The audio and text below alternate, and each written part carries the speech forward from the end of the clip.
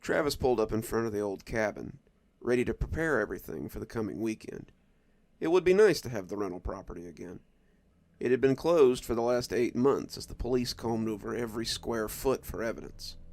Travis grimaced as he thought of it, cursing his luck at being out all that cash. He'd had a funny feeling about that writer type, but he'd needed the money. It had been a slow season, and he needed to make it up before the snows came. Who would have known that the snows would come early that year? As he pulled up, Travis saw that the place looked completely untouched, except for the police tape that crisscrossed the door. As he broke the tape and the door came open, he breathed in the dust of the last few months. Travis had been here only a few times since the investigation had begun. They had been searching the woods mostly, searching for the man who had been on the New York Times bestseller list for about 6 months a few years ago. He had disappeared sometime during the blizzard, and no one had any idea where he was. Travis didn't much care if some city boy had wandered off during a storm, but he hoped it wouldn't be something he'd have to tell people. It would hurt his chances of renting the cabin again. Travis grimaced as he saw the place, realizing that this would be more work than he thought. The front door was supposed to open onto the front room with a fireplace and some soft furniture. There was a kitchenette, quartered off by a kitchen island, and a ladder that led up to the loft room that overlooked it. It was all very cozy and very rustic, and the tourists loved its country charm, as it said on his review page. It seemed that the crazy writer had transformed it into a disaster area. The carpets were stained, and by the way his boots crunched on them, Travis just knew he was going to have to rip it all out. The couch was flipped over, and one of the chairs was smashed to pieces. Some of those pieces were shoved into the fireplace, along with a hefty bag of trash and various other things. The fireplace was black with soot, the rockwork charred with ash, and by the smell, Travis thought the guy might have been cooking something in it. The kitchen was mostly okay.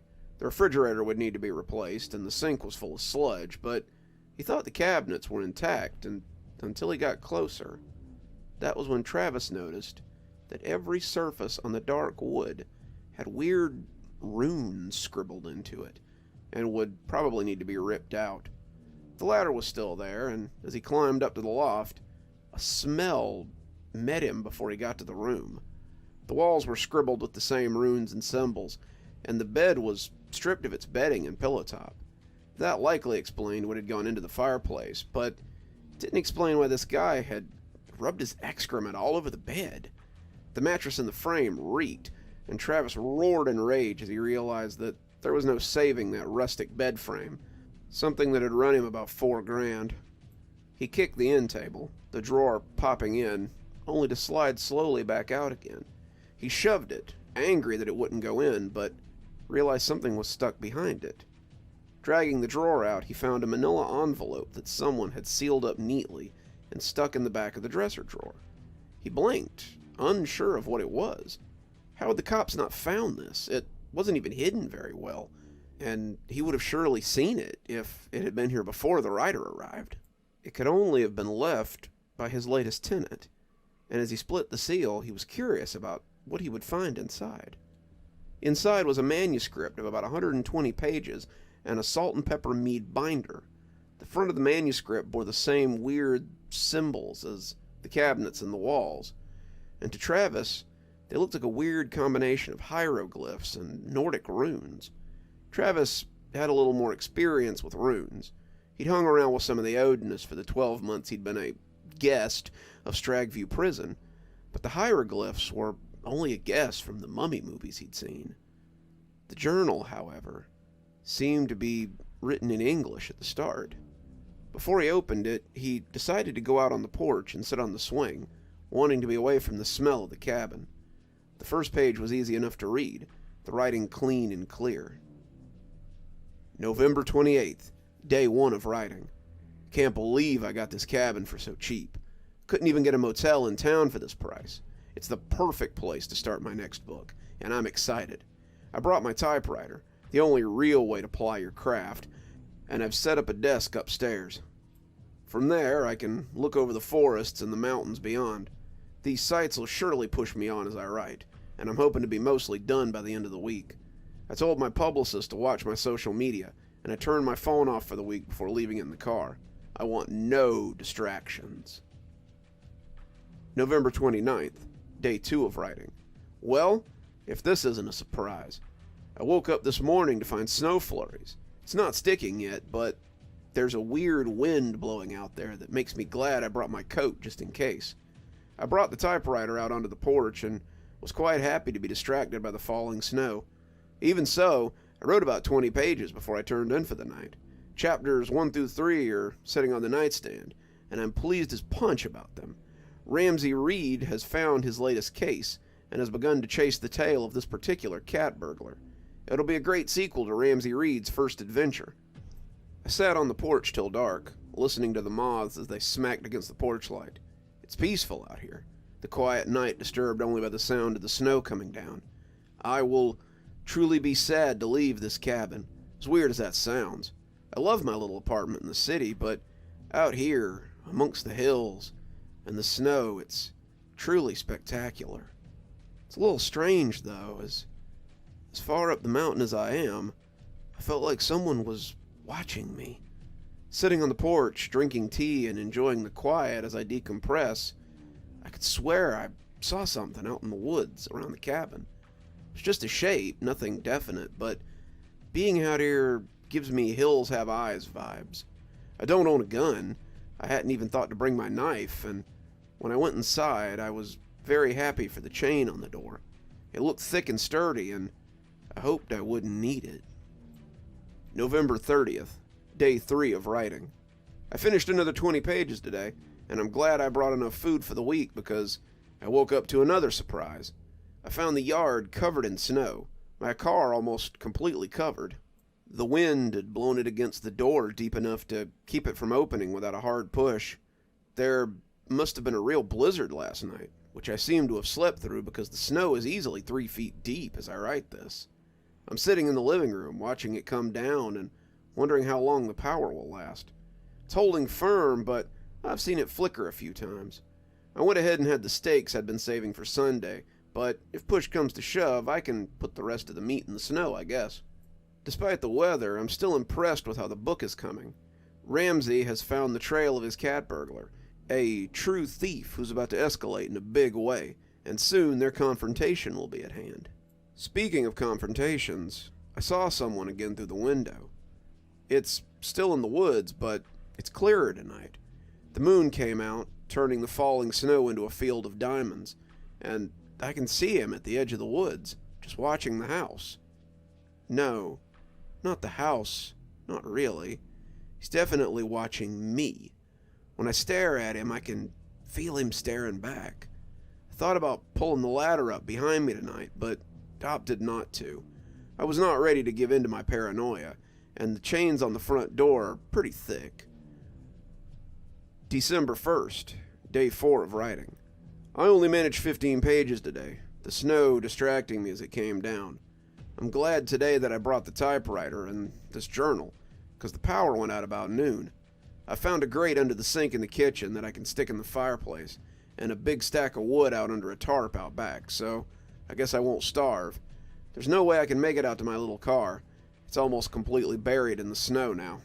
The road was hard enough to get up without snow, but now that the roads are icy, I'd be in for nothing but a quick trip to the ground if I tried. I had to move upstairs again. Writing in the living room makes me feel like something's watching me. Even during the daytime, I can feel eyes on me. It's very disconcerting. It's not as bad upstairs, but I had to move away from the windows, too. Something has noticed me in here, and I don't much care for the interest. I'll be pulling up the ladder tonight. Silly or not, I don't like the feeling of being watched. Travis sipped his coffee as he read the journal, more and more certain that it had been the writer's with each page. He did remember getting a refund from the power company for the power being knocked out up here, but it had only been for a couple of days, a week tops. The poor guy had probably had to cook over a fireplace till Monday or Tuesday of that next week, poor baby, and shiver under the extra blankets in the closet that night. Nothing to whine about, Travis thought. Trapped in a well-stocked cabin with a working fireplace and an amazing view sounded like a fine vacation to him. He flipped to the next page and read on. December 2nd, day 5 of writing. I cooked my first meal over the fireplace this morning. Fortunately, the owner left a cast iron skillet that I use to make eggs and bacon, and some toast that's a little crispier than I strictly like. I put all the meat in the freezer. It's been thawing slowly, but I think it'll keep it fresh for a few days given the weather outside. I only wrote a little today, 5 pages at best. I'm disappointed at the effort, but it was too bloody cold out there. I spent most of the day shivering under a thick blanket, jacket on, the cold eating at my bones.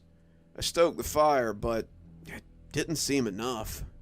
I had it blazing by bedtime, and that's how I caught my first good look at that creature that's been stalking me. I decided to get a good fire going and put the screen up, maybe building up some heat so I don't shiver my teeth out all night. I woke up a lot last night as I pulled the blanket around me, and it hurt my writing today. After getting it going, I put a bunch of logs on and turned to climb the ladder when I saw a face in the glass. It was pale, too pale to be a person, and it was pressed against the window like a kid on a bus. It had long, greasy hair, its eyes the color of molten pennies. It stared at me, and as it saw me looking at it, it grinned, showing a mouthful of gravel-gray teeth. I screamed and almost fell off the ladder as I scrambled up it and yanked it up behind me.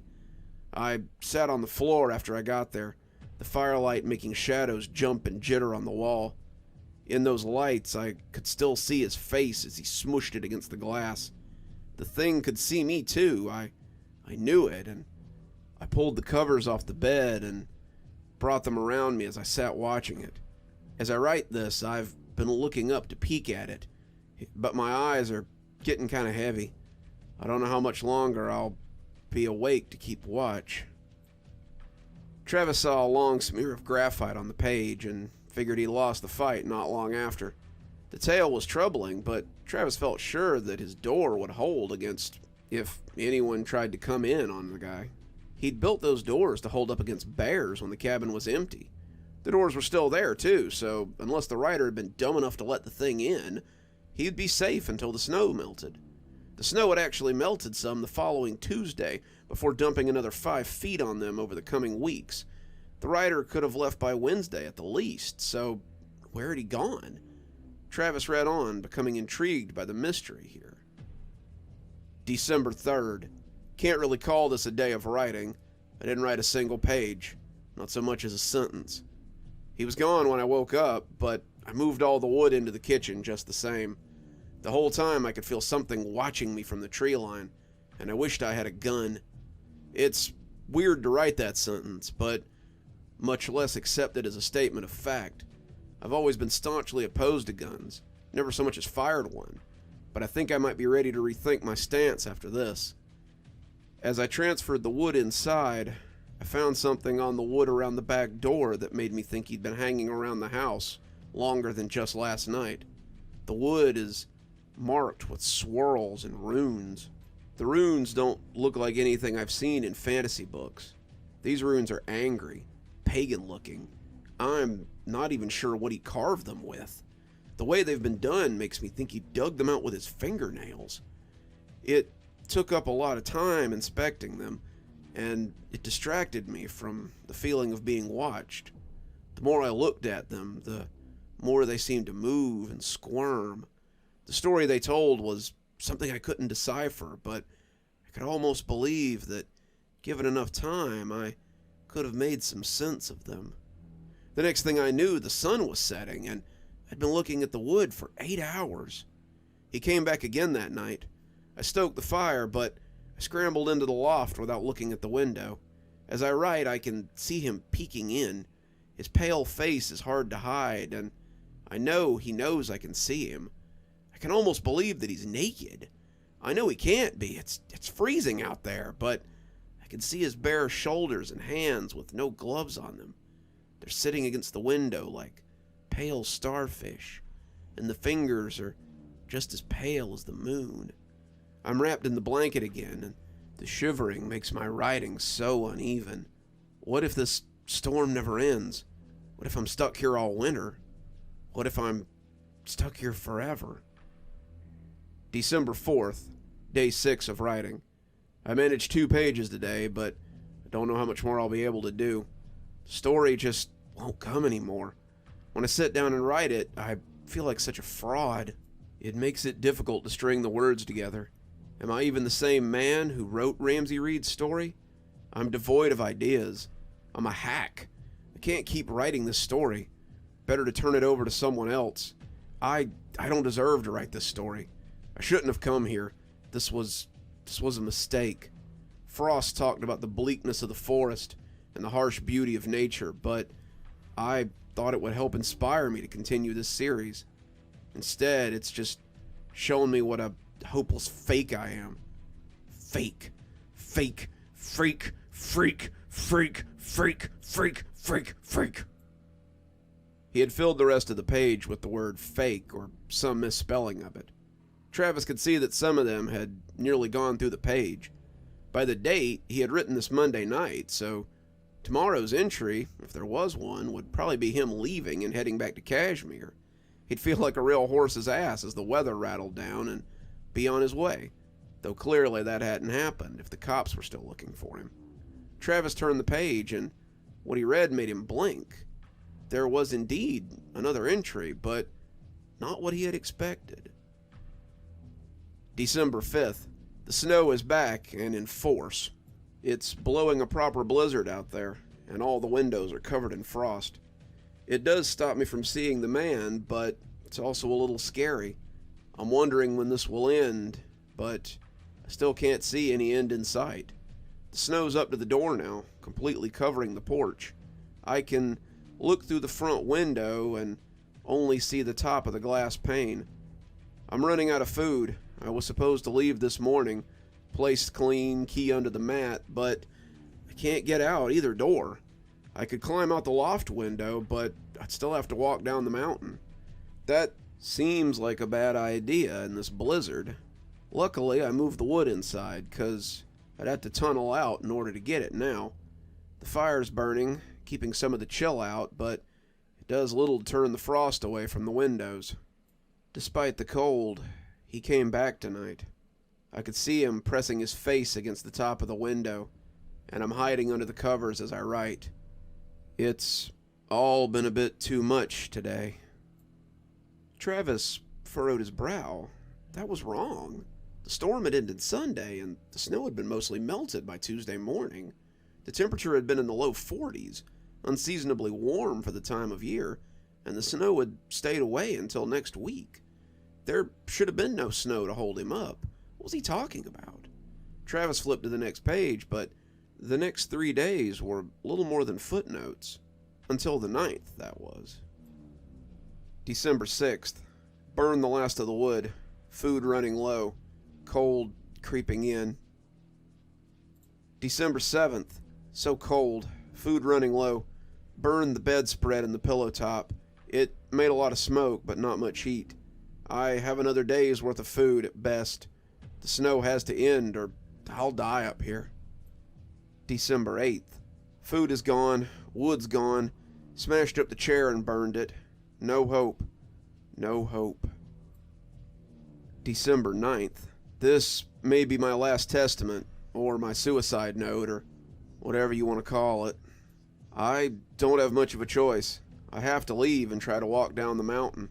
I'm out of food, I'm out of fuel, and I'm out of options.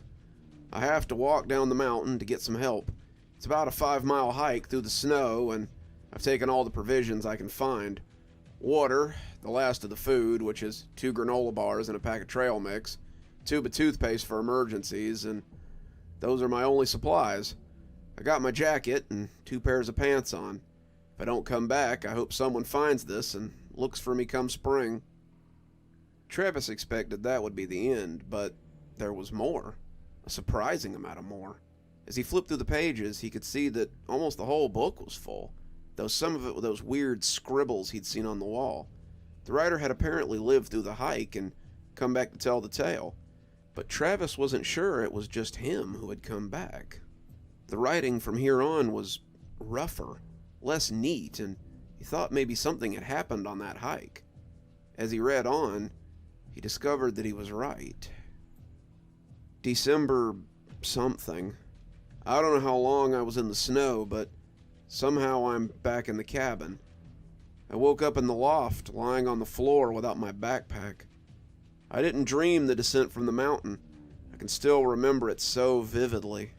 I set out at morning, crunching through the snow, sinking up to my knees as I tried not to break a leg. I should have made town by afternoon, but the forest just went on and on. The snow was high enough that I dropped from the loft window and didn't get hurt, and it seemed to go on forever as I tried to make headway. As the sun set, I became aware that I was going to have to make camp out here, and I increased my plotting in hopes that I'd get there quicker. That was when I fell.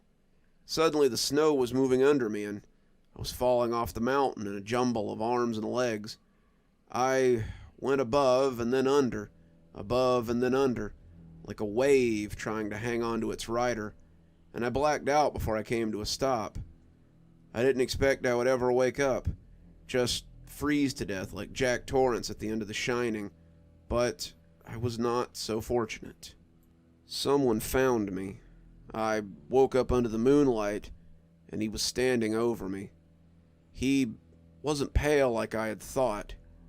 His skin was like ice, though still very much malleable.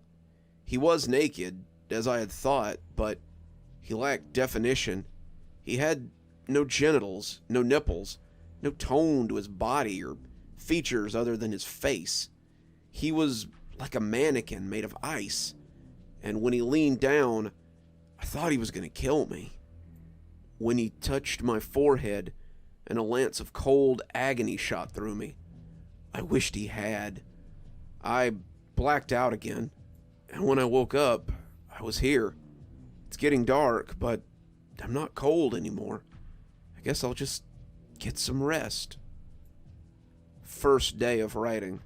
I woke up today and felt inspired. The house is still snowbound, so I took out my typewriter and started writing again.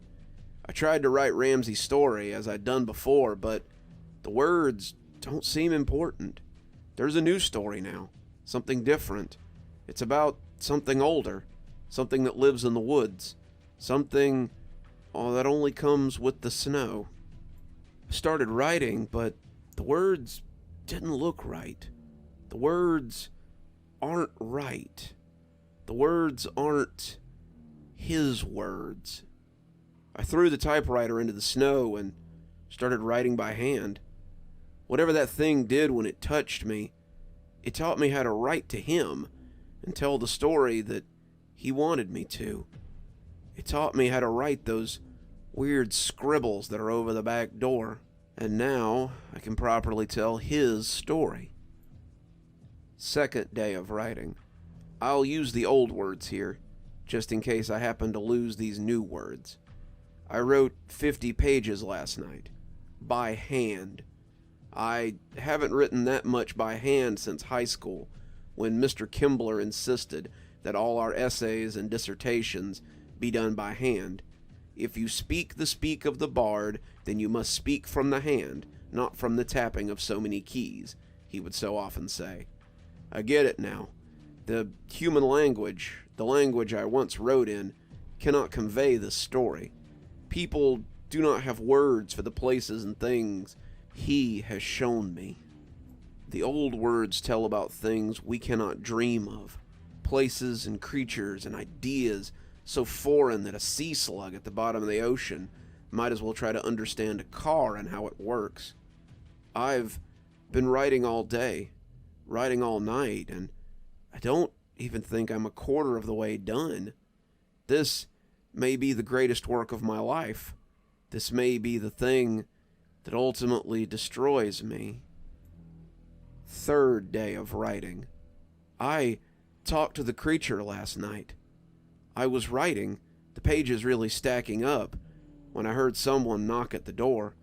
It was the thing, that featureless thing that met me in the snow.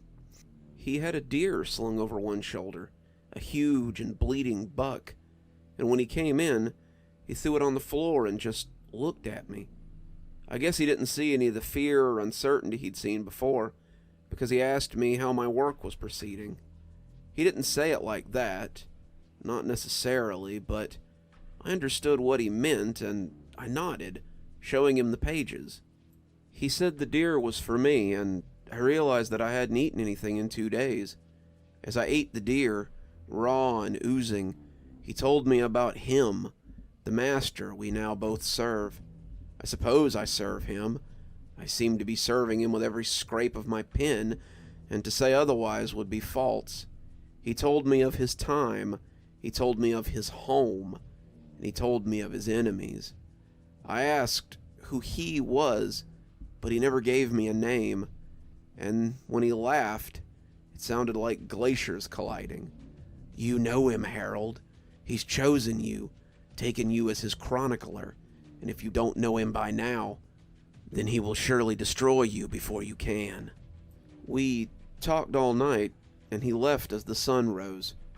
I wrote this journal entry before my writing started for the day. I haven't slept since I came back. Haven't felt like I needed to. That should scare me, but it's honestly invigorating. My writing is becoming less coherent, at least where these words are concerned. I don't know how I feel about that. My words have always been what I have, my talent, and to lose them is scary. What I have found seems better, but it scares me too. It raw, primal, and the words are like the ones I saw on the back door before I knew them.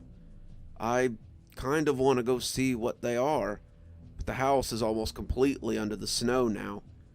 I write in darkness, and yet I see. This house is like a tomb, but I think perhaps it's also a cocoon. I hope I'm the butterfly, and I might emerge changed. I pray it's not a wasp nest, and I'm a dead bug waiting to be eaten when the eggs hatch. Travis didn't like what he was reading. It sounded like this fellow was losing his mind. He had taken a spill out in the snow and had somehow gotten back home, and now he was slowly going cabin crazy. Travis still couldn't understand why. The day he was talking about had been sunny. The snow hadn't come back until the week after, and if Travis hadn't been visiting relatives in Asheville at the time, he'd have come up here to make sure the place was clean before the cops called to ask about this missing renter. That had been a whole mess, too. The man's editor had called when she hadn't heard from him by Thursday, and the cops had gone to do a well check and found the house destroyed. They had called Travis and started going over everything, but that had been a whole mess, too. The man's editor had called when she hadn't heard from him by Monday of the next week, and the cops had been unable to do a well check because of all the new snow that had started falling. They had gone up after a week of frantic calls in a snowmobile and found the house destroyed. They had called Travis and started going over everything, but that had been the start of this whole endeavor. Now it sounded like the guy had just sat up in his house and wrecked the place, maybe suffering from a concussion or some kind of mental break. Travis turned the page, but it just kept getting rougher. It started to look like charcoal marks, and the guy's new writing style only got sloppier. Travis didn't know who this mystery fellow was, but it sounded like the police might need to know about him. Travis had lived in Kashmir his whole life. Weird stuff was just kind of part and parcel for the town, but this was something else. The mountains had always been a place that Travis could come to get away from the weirdness for a while. They were a place he could hunt and fish and sit on the porch, hike the trails, and just forget about all the crazy stuff he lived with in town. As he read on, he started to feel the tickly feeling the writer was talking about. Suddenly, Travis didn't want to be on the mountain anymore. 4-day writing. He came back again. He brought meat, and I ate. We talked about the creature. And he read over my notes. He liked them, said I did good. He told me that he was once like me, person trapped in the snow until someone like him came and helped. He is Brogan, one of his helpers. I will be Brogan, he says, but I don't know if I believe. Made 70 pages, but there's problem. Am running out of paper. Pen stopped working today. but I held it over fire and got the ink to work again. Finding it difficult to make words today for journal, though my hands write the older words with much speed. These words feel stupid and heavy as I make them. The pen must be saved, so I will stop for today. Day. Burned pages of old story in fire. Old story not good. New story better. Paper gone. Am writing on wall now. Wall will be new book now. Hymn book. Words hurt head. Need right here, but hard. Watched pages burn. Felt nice to see. Pages old way. New story is new way. Day 3. It makes me spinny to write this, but I had to get some of myself again. I think it's been 3 days since I wrote, but I can't sure. Sometime in last few days, I've changed. I'm different. I'm like Brogan when I see him in woods. I'm smooth. Definition gone. I'm trying to get myself together, but I don't think I can. Must write stories.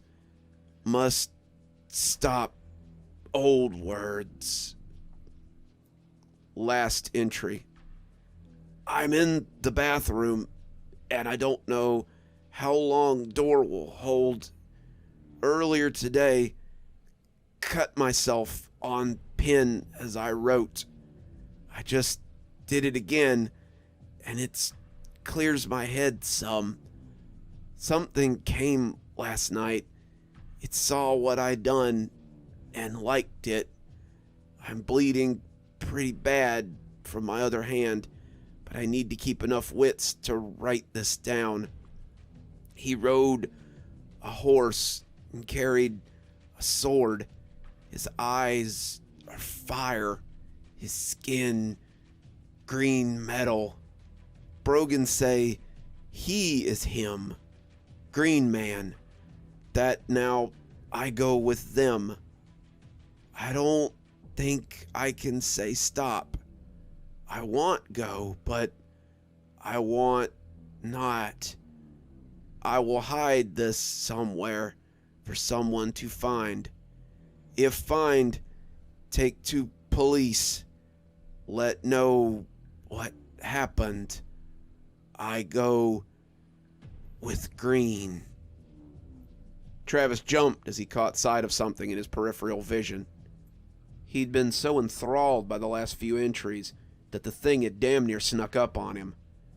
Now it stood halfway between the woods and the house like a kid playing red light, green light. It was human-sized, naked and pale as the late afternoon sun beat down on it. Its hair wasn't straggly like the one the writer had described, cut into a short red flat top that was going wild quickly. His face was somewhere between doubt and a grin, like someone who's been caught but isn't sure whether you're going to scream or invite them in. He looked familiar somehow, like someone he'd passed on the street but never bothered to talk to. And as the minutes ticked by, Travis tried to remember who he was. All at once, he got it. He'd never met the guy in person, only talked to him on the phone a few times, but the police had shown him a picture from a recent speaking engagement at one of the colleges in the area. He looked different in his fresh flat top and charcoal suit, but the look on his face was an exact match. It was a look that said he was surprised to be here, but pleasantly so, and he was just waiting for someone to throw him out. It was the writer, or what was left of him. Before Travis could call to him, he backed away slowly, each step seeming like a cartoon skit. Before he stepped back into the woods, he tipped Travis a wink, and even from the porch, that wink was icy. It said that it was okay. They'd meet some other time. He'd see him again. It was just a matter of time, after all. Travis wasted no time in getting in his truck and leaving down the mountain.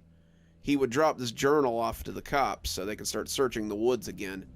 He might stop at Roy Miller's Realty and tell him how he wanted this cabin on the market yesterday so he never had to come up here again.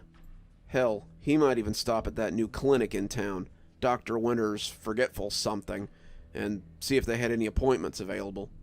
Travis never wanted to think about what he read again, and he would never set foot in that cabin again for the rest of his life.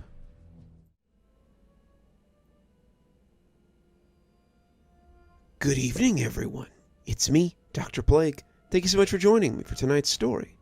If you enjoyed tonight's story and you haven't already, why not go ahead and subscribe? Maybe hit that notification bell so you don't miss any of the spooky things that we do here. While you're here, maybe go ahead and give that video a like and drop a comment. I like it when people comment. If you're not too spooked and you think you might can handle a little more, why not go ahead and click on one of those other videos that's about to pop up? Maybe check out one of our playlists. There's quite a few. If you'd like to support the channel more monetarily, I'd suggest maybe you go pick up a copy of my latest book. There's a link below. Or maybe head on over to Patreon. I have quite a few tiers. I'm sure there's one that'll suit you best. Speaking of Patreon, let's go ahead and thank our patrons, shall we? Thanks to Janet for being our Spooky Skeleton tier contributor. And thanks to Winters, Xaronan, Emily Coltsfoot, Martha, Marianne Schuler, Jennifer Damron, and Tyler Parker for being our Ghostly Reader tier contributors. Thanks, guys. We just couldn't do the show without you.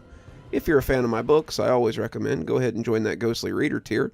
$10 a month, and it also gets you a book anytime I write one, which is around twice a year usually.